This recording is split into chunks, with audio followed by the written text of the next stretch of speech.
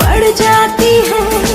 Boyfriend की खातिर mom dad से भी लड़ जाती है।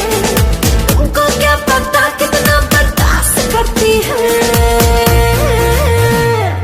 तरह तरह का मुर्गा ये तलाश करती है।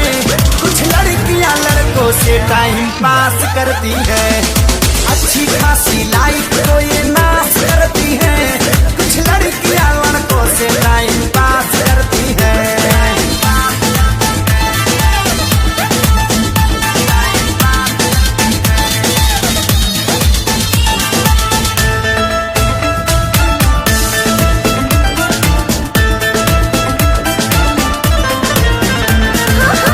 प्यार से पहले लाखों करते हो वादे।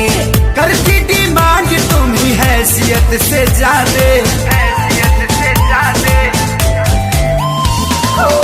जो है जरूरत वो तो भरना पड़ेगा।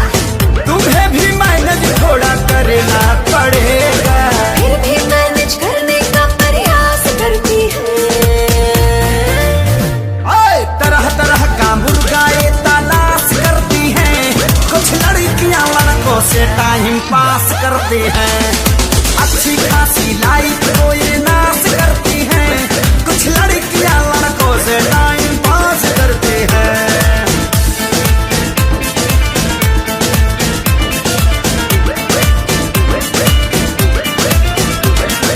लड़कियां लड़कों से टाइम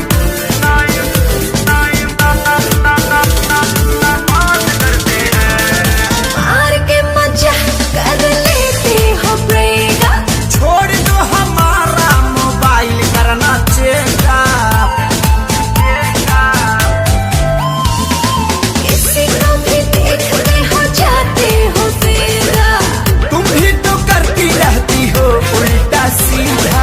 खुद से ज्यादा लड़कों पे विश्वास करती है। तरह तरह का मुर्गा ये तलाश करती है। कुछ लड़कियां लड़कों से टाइम पास करती हैं। अच्छी खासी लाइफ को ये नाश करती हैं। कुछ लड़कियां लड़कों से टाइम पास करती हैं।